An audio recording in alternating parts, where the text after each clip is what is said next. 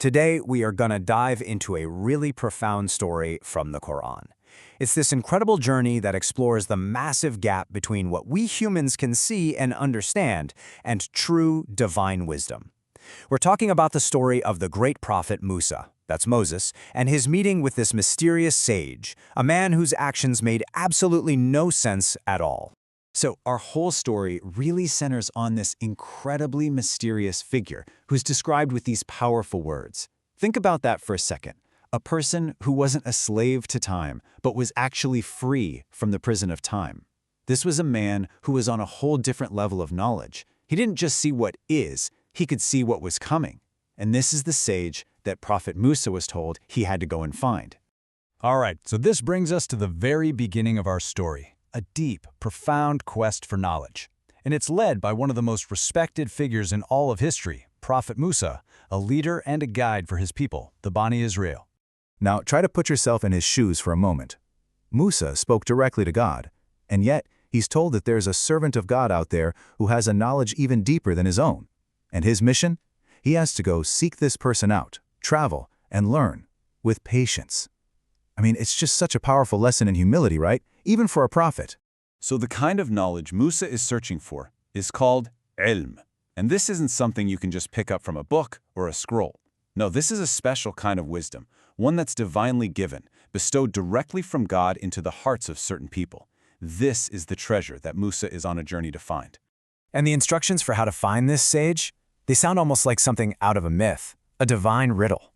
Musa was told to take a fish with him, travel to the place where two seas meet, and then watch for a miracle. The exact spot where that fish suddenly springs back to life and escapes into the water, that's where he'd find him. So right from the start, this journey is as much a spiritual test as it is a physical one. So after a really long and difficult journey, Musa finally finds the spot. But, meeting the sage is just the beginning. Now comes the toughest part of the whole story, a very, very difficult condition, the condition of patience. And there he is, right at the meeting point of the two seas. Musa finds the sage. Now, a lot of Islamic traditions and stories call him Khidr, but what's so fascinating is that the Quran itself never actually gives him a name. Instead, it focuses on who he is, one of our servants to whom we had given mercy and taught him from our own knowledge. You see, the point isn't his name. The point is that this incredible wisdom is a direct gift from God. The humility in this moment is it's striking. You have this great prophet, Musa, and he's approaching this man as a student. He doesn't make any demands, he simply asks for permission to follow and learn. It's a beautiful example of the right way to seek knowledge. But Khidr's reply is this really stark warning. He says, "You will not be able to have patience with me."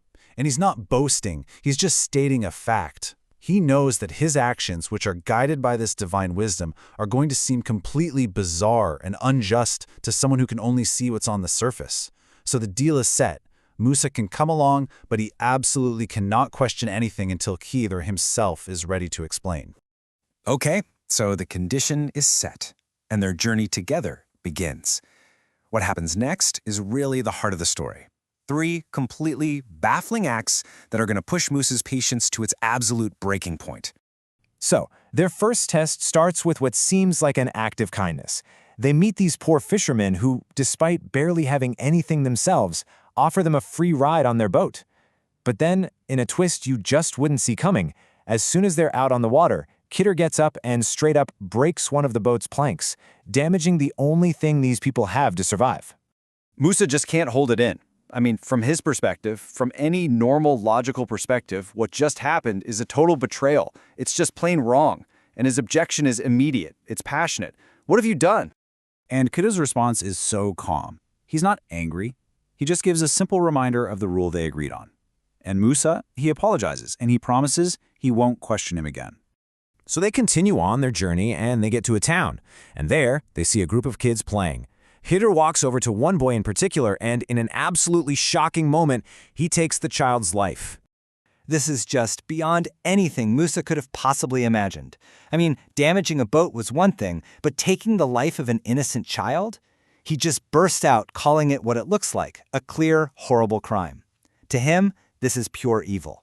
And again, it's the same patient, almost sad reminder. I told you. And Musa is silenced again, completely torn between his promise to be patient and the absolute horror of what he just saw. They travel to yet another village, but the people here are really cold. They refuse to give them any food or shelter. So as they're leaving, Khidr sees a wall that's just about to fall down. He stops, and just with his hands, he repairs it perfectly. For free, he asks for nothing in return. And that is the last straw for Musa. This time, it's not even a moral outrage. It's just, it doesn't make sense. Why would you help people who wouldn't even help you? Why not at least ask for some money so you could buy food? And that third question, it breaks their agreement. Khidr tells them this is where their journey together ends. But before they go their separate ways, Khidr promises to explain everything. And this is the real climax of the story. The moment the curtain is pulled back and everything Musa thought he understood gets completely flipped on its head. So, here's the absolute key to this whole story. Every single thing that looked to Musa like an injustice or just a pointless act was actually, in reality, a profound act of mercy. It was all guided by a wisdom that could see what was coming down the road. What looked like cruelty was in fact the deepest form of kindness. So here it is, the hidden truth.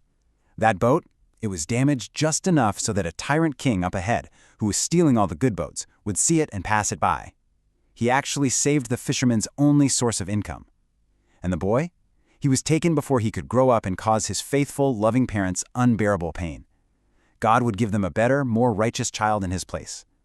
And the wall? It was protecting a hidden treasure left for two little orphans, making sure their future was secure because of their father's goodness. And Khidr makes it clear, none of this was his idea. It was all, as he says, a command from his Lord. You know, this ancient story is so much more than just a story. It has this timeless, deeply personal message for every single one of us about how we see the events in our own lives. Just think about your own life. Sometimes a boat breaks. You lose a job, a relationship falls apart, a plan you had just fails completely, and we see it as a tragedy, an injustice. We scream out, "Why is this happening to me?" But what this story asks us to do is consider another possibility. Maybe that broken boat just saved you from a much bigger disaster you couldn't see coming. Maybe the thing that was taken from you was actually a hidden mercy that you couldn't possibly understand in that moment. And that leaves us with this final, incredibly powerful question.